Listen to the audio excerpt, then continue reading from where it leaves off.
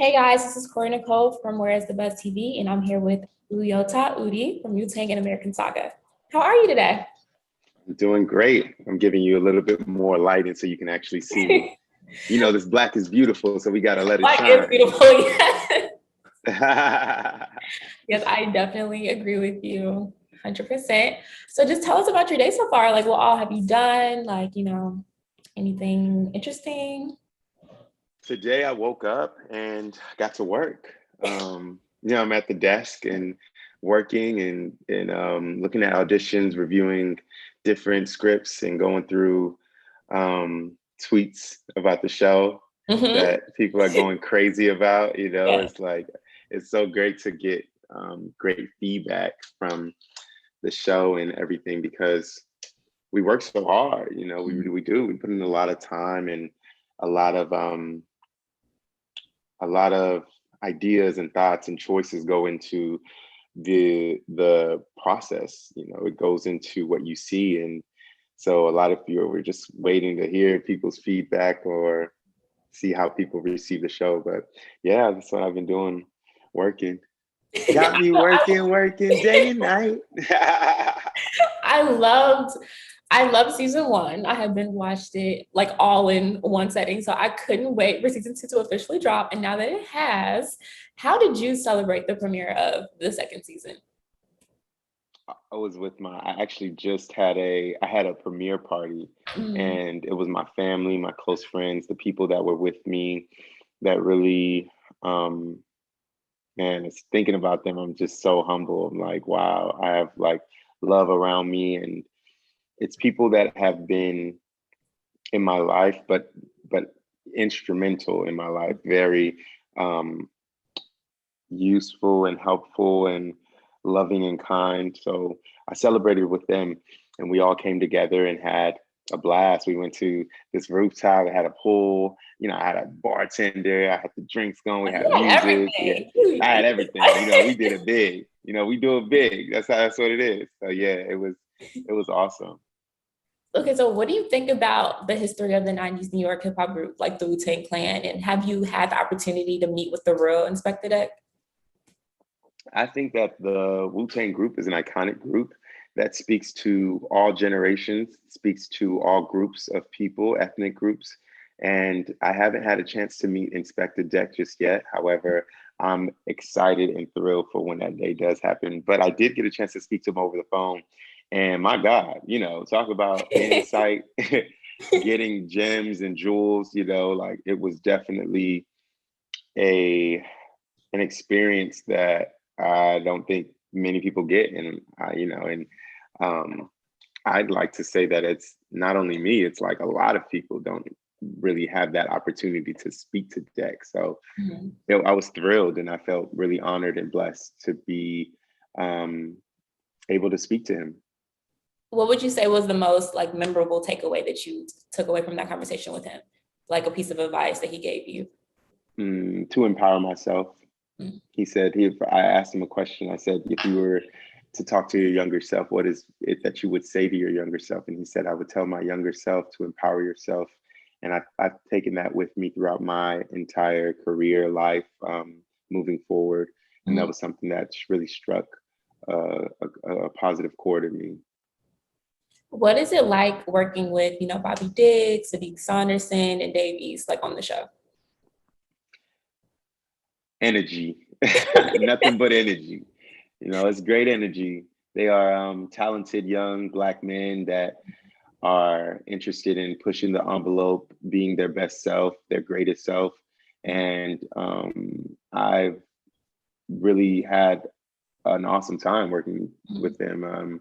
We had fun at the same time. We were about our work, and Well, yeah, it, definitely. If it you all have long shoot days, it's like, let's please have good energy.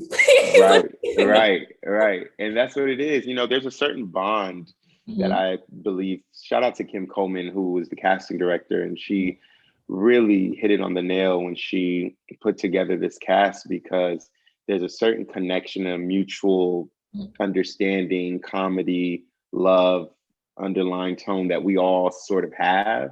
So in the moments where we do come together and it is a everybody's on one accord, we have these great moments on set. There was a time Mario Van Peebles was recording he was directing the episode, one of my favorite episodes. And in this episode, we were finally going to wrap. And it was like, we had been waiting as much as the fans have been waiting. We had been waiting for such a long time. And so what Mario Van Peebles did was he didn't end the tape. He never yelled cut. And he just let the tape roll. And it was this magic moment where, like, I call it the magic moment, because everybody came together. Like, one person went in and did the rhyme, another person topped, and then another person out. Before you know, we were like on the sofas, we were on the chairs, we were on the table throwing drinks. We were like, it was crazy. But it only happened because everybody's energy was synced. There was a sort of synergy that took place that I don't believe would have happened had it not been for the people in the room and for the energies that people targeted in a specific way. And so it was dope. It was a dope moment. Yeah. I love to hear that you all like had those magic moments and you have like such good chemistry with your, your fellow like co-stars, because like this is you making your debut as Right. Inspectah Deck, and you're replacing Joey Right. Badass. So were you like nervous at all? Like, how did you feel like getting this role and preparing for it? I felt like there was a standard that I had to meet. I think that there was a lot of pressure from my family. One, they're like, you better not look crazy. That's a fact. And I'd also say from Deck and the Wu fans and the Wu members, like, there's that element of, this is the 90s, it's a specific era, it's a specific time. People are very clear with what exactly happened and took place during that time. And so I definitely had a lot of pressure. And from the cast members, because I'm sure they had a great relationship with Joey Badass, and I'm sure he had an effect on the cast and the producers. And so I had to be very aware of a lot of the things that I was doing, being my best self, ensuring that I'm not, being lazy at any time. I just really had to be on top of my game because, they raised the stakes so high. Season 1 was such a great outcome, and it was such a great time, and people really enjoyed and took it in so much. So for season 2, it got to be better, so you gotta level up, and that's what I spent time doing. So being nervous, yeah, I was nervous, but I also was like, all right, cool, it's gonna fade away, and it faded away. And now it was like, all right, game time, you know what I mean? Like, let's take this to the next level. Like, how can we get people to be crazy about season 2 fans? Like, you know what I mean? Like, the same reaction that people have towards the Wu members is the same reaction I wanted people to have towards my character and my other fellow castmates' characters. Since I have seen like both seasons so far, I definitely feel that you embody your character very well. I feel that you're doing a great job of, making your debut. So like, as you mentioned, like, the fan base, and you want them to be excited for it. How do you think the fans are reacting to season 2? Like, what have you seen on social media? Like, how do you kind of like, what do you see more of? I've been hearing great I've been getting only great feedback. So I'm grateful to God. Thank you, Lord. Like, I've been getting only great feedback because you don't know. You're going with your choice, you're sticking to it, you're staying committed. But that doesn't mean necessarily that it's going to read or it's going to relate register, with everyone. Exactly. And I don't think everybody that's in the cast lived during that era and experienced Wu-Tang in their full effect. So you're also doing a lot of research. So you may have an idea of what something was in the 90s, but when you get word of mouth, it's like, oh, that's not what I thought it was. But come to find out, oh, I understand it now to be differently. So it's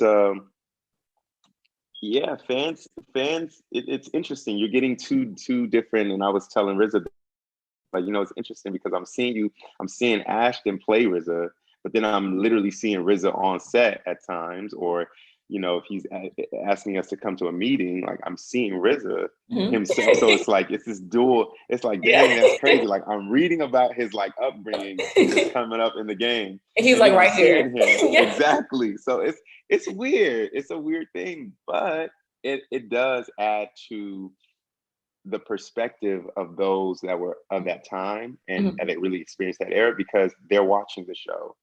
And so, you have to intake that part, and then there are also the people that don't know about Wu-Tang. There are some people, like, I never knew that. I thought everybody knew about Wu-Tang, but Oh there yeah, are some people that don't know. not everyone knows. Not Yeah. everybody knows, yeah. And coming from where I came from, didn't everybody knew about Wu-Tang. So it wasn't like, oh my God, Wu-Tang. So there's those sort of fans as well. So then it's a interesting mix of commentary, but from what overall, I yet to see a bad comment, and so I'm grateful. But I'm also not like on the hunt for comments. It's just like waking up and seeing what's on my feed, and then getting back to work. Okay, I love that. Yeah, yeah. I figured out, like, yeah, because as an actor, you truly can't always take, like, comments to heart, like, because everyone is gonna have, like, their own opinions and everything. But I feel like for the majority, I think there have been, like, great reviews, like, so far about the second season, and just, like, because I'm also, like, following up with you all as well, and just, like, keeping track of the show, and, like, I just really like it too. So I'm just like, I know a lot of people like it as well. So, like, what were some of your favorite scenes that you've done in season 2? Magic moment, like I just spoke about, and graffiti. There was I didn't talk about that, but there was you will see me graffiti within the show. I don't even know if I'm allowed to say that. I don't know. I feel like you. I don't know. I feel like I can say that. Okay. You're allowed. Yeah, I graffiti in the show, and it's epic because I had no idea that I was going to be doing that specifically. So while I was on set, someone would come over and be like, "Hey, you have a session?" And I was like, "A session?" Like, "Yeah, you have a session." So I have a graffiti session while I was on set shooting the other episodes, to gear up for the episode of me graffitiing, and it's me actually tagging on the wall. And there's a whole different element and technique and skill set that you have to have for that in itself. So I was like, dang. How long did it take you to, like, really get the hang, like, of it? How would you describe your experience? I'm from Inglewood, so you know what I'm saying? Like, I was very familiar with, like, we could tag, like, you know what I'm saying? Like, we used to be in high school tagging on our notebooks and stuff, and tagging on but when you're on the East Coast and you're in New York, there's a different style in which they use, especially when you take it back to the 90s. There's a specific technique. There's a specific, either it's the strokes are straight, or it's rigid, or it's not so bubbly as it is in LA. How many sessions did you have to do? I think I had like 3 sessions. Okay. So it was quick. It was pretty fast, but they were it was like, no, that ain't it. Do it again. And you were like, yeah, okay. Exactly how it went. Yeah, because there's just no time to, like, oh, that was a nice try. No, that wasn't it, dog. Do it again. And then I discovered that there's an alphabet, like a tagging alphabet, and how you tag, like, the letters. It's incredible. It's a whole art. It's an art. A whole entire art, and it's under the umbrella of hip hop, but it's so not showcased in the way in which it was back in the day. So, being that graffiti art was under the umbrella of hip hop, and that's something they showcased in the show, I was like, dang, kudos to respecting the hip hop culture. Shout out to RZA and Alex Sasay, who really, are able to bridge the gap between what was and what is. And allow it to still be fresh and be, like, dope, because I think that's one of my favorite scenes is when I was tagging. And it was difficult because you talk about pressure. Deck was known for his tagging. That's how he got the name Deck. It was his, Deck. This is what he's known for. I cannot fumble the bag. Like, you know what I mean? Like, this gotta be good. Yeah. And for me, it was interesting. It was interesting because, yes, naturally I was good. However, I did have to take some time and really go through it at home and really find the skill set in that short amount of time. But yeah, those two episodes, me tagging and Magic Moment, I think my favorite because of the experience I had within them. Would you also say the graffiti was your most challenging scene, or is there, like, a few more that you had? Yeah. Um, it was spontaneous. It was Okay. spontaneous. It was just it was quick. So I mean that was where the challenge came in. Mhm. I would also say that it was challenging um working with like specific time frames. Mhm. Sometimes we have like you don't have that much time to really get the like there was a scene I'm tagging, right? And they just needed me to, I had one take.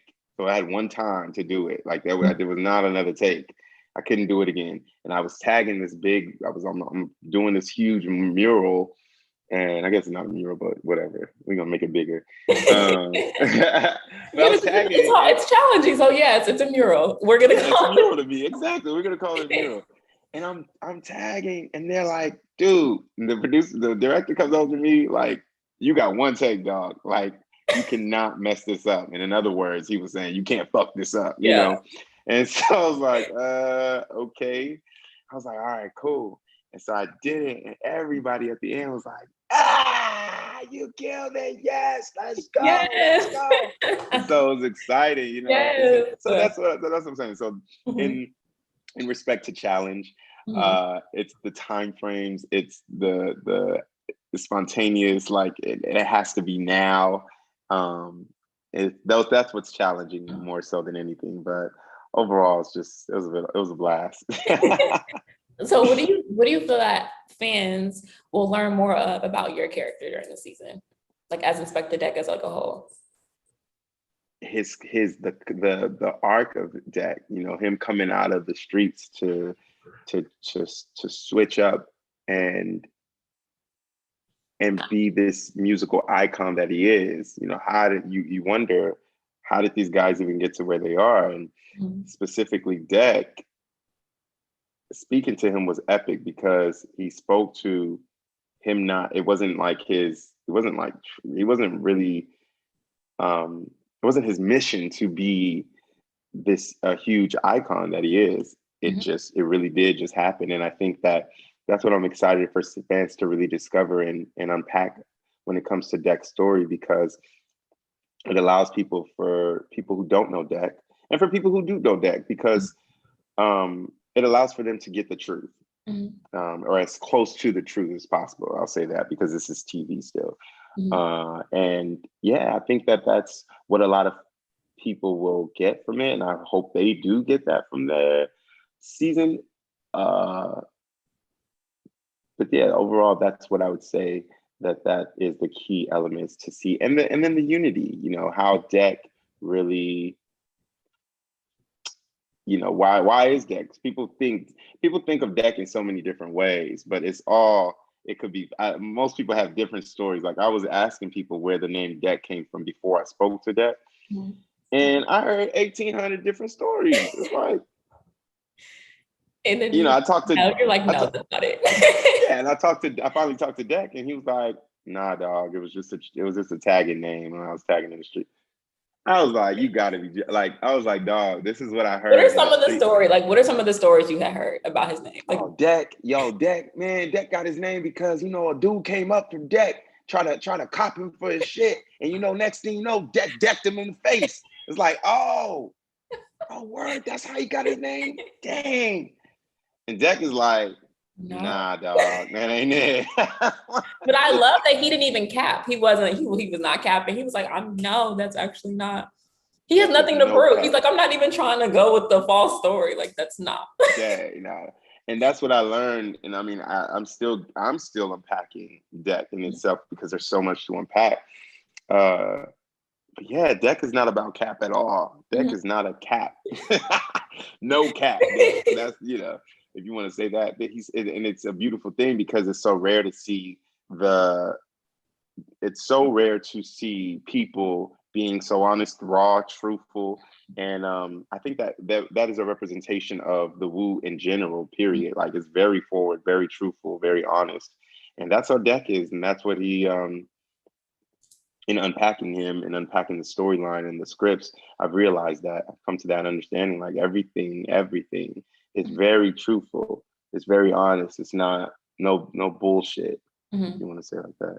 Is that how you would describe the brotherhood of Wu-Tang? Like very like truthful, very like what you see is what you get, or like how would you like best describe them? That's 36 chambers. That is Mm-hmm. Wu. That is that's hip hop, Mm-hmm. right? Now we don't consider that to be. I think a lot of this is the difference. I got you. Yes, break it down.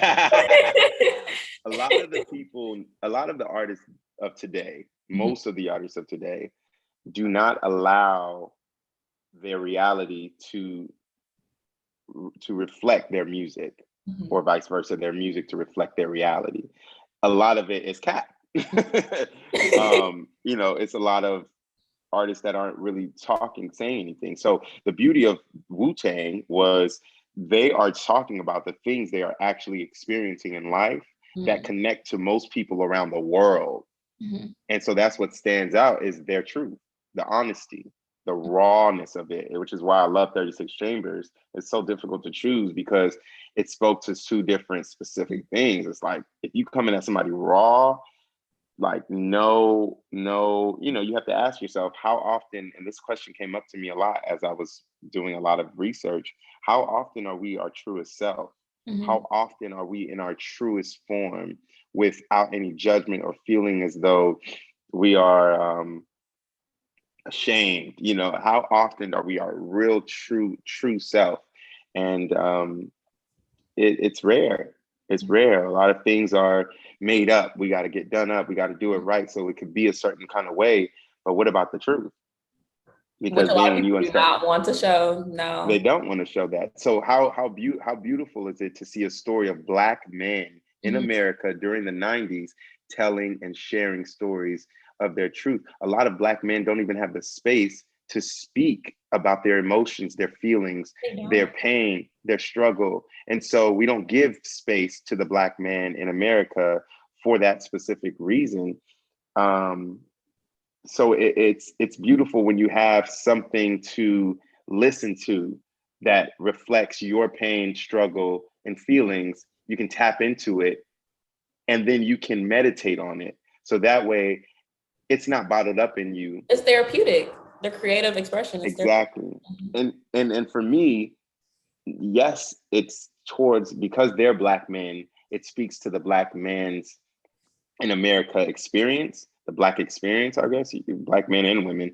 Mhm. However, the struggle is something that you understand across the globe.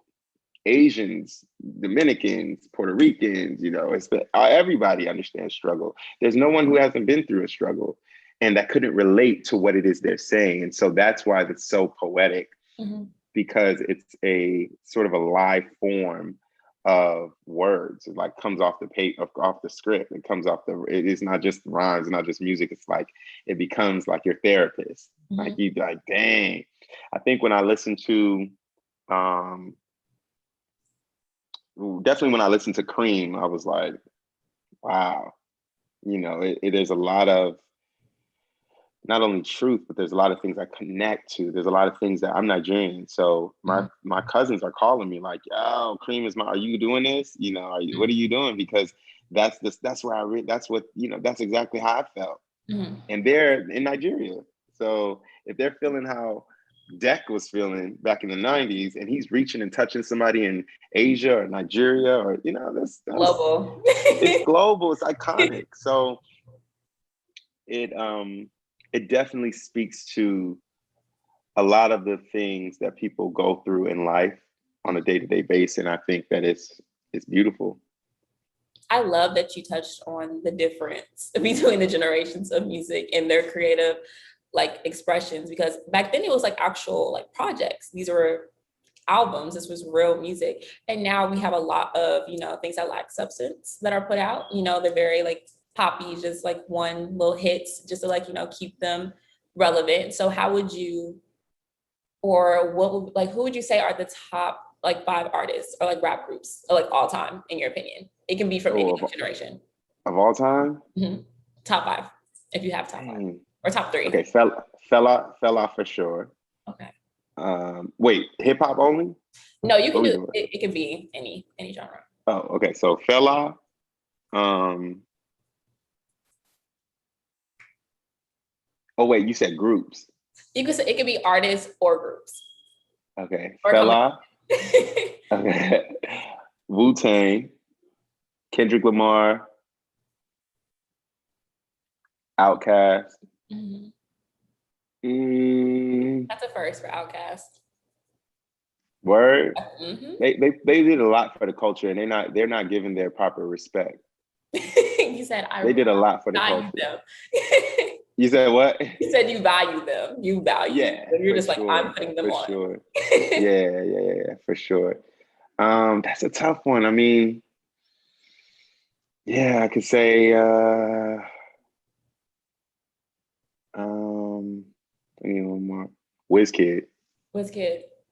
and Burner Boy and Davido. Um I'm I'm interested. It's interesting when people ask me that, I start to think like, well, I don't know if everybody knows these artists that I know, but But I'm sure your like fans would love to know, like what artists, like, your absolutely. top artists, is that Yeah, like they can I'm like definitely yeah.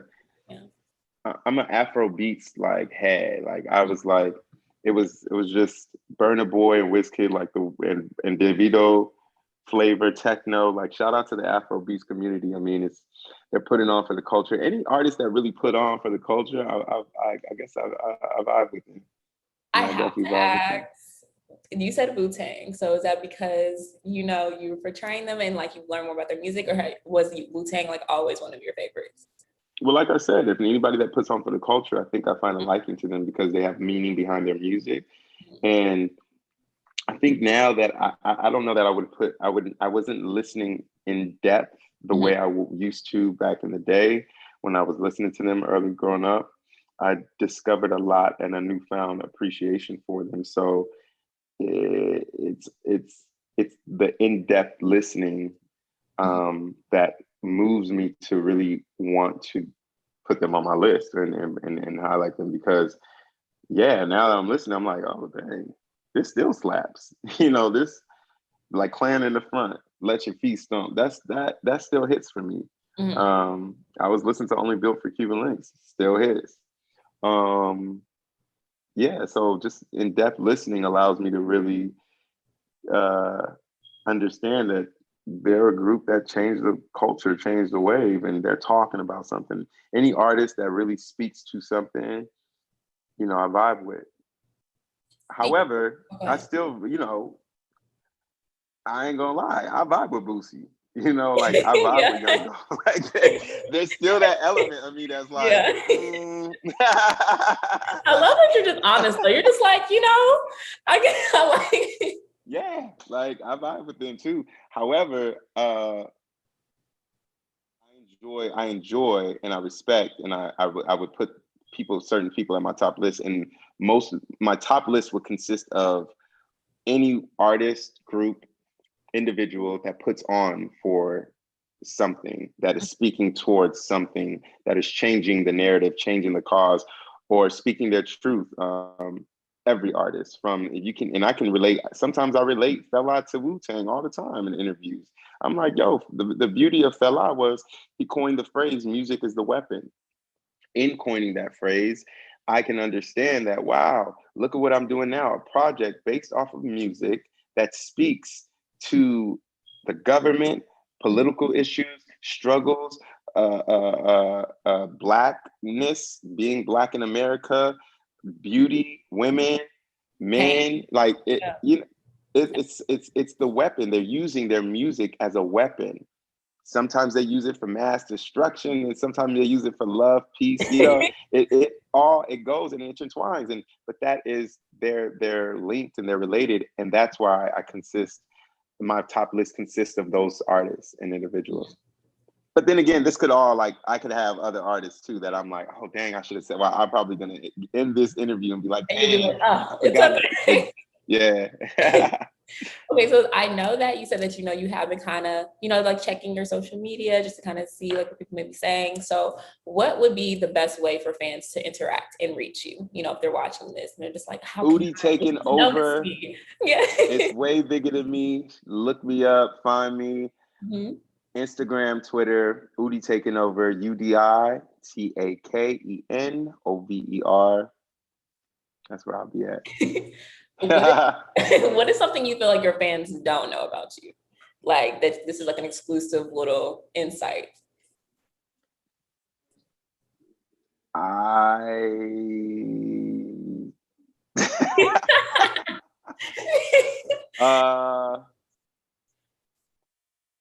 performed for Barack Obama. I think that a lot of that. like I performed for him and his family, and that was pretty epic. That was What was it like meeting them? What was what was that experience like? Now you got You not questions. just like calmly say that. I'm very, I'm similar to Deck in many ways, I think, but I've discovered that it's not something that I knew, and similar in the sense that my cards are not always out on the table. Like I'm not all out, but even though my presence is strong, it's there, it's impactful. You can feel it. I'm also there's this other side of me where I keep a lot, not to myself, but I Like just don't private. share everything. Yeah, just Yeah, like like not. private. You'll find out when you find out. It's kind of like I'm You not gonna find like out what put you it, yeah. exactly. Exactly. That's a perfect way. You'll find out when you find out. It's not necessarily a secret. It's just that you didn't Yeah. know. Okay, And I so think that's yeah. that's it was incredible. I mean, once again, 2 seconds. Like it was just I was on a plane. I meet the former POTUS, and Obama was just amazing. Like he's down to earth, chill. We play basketball. You said we were chopping it up, He was chopping it up, like yeah, and it was epic. And he was just like, "Hey, yo, how you doing, man? Like, yo, he's just like, man, he's like, literally, he's so down to earth, so chill, so respectful, loving.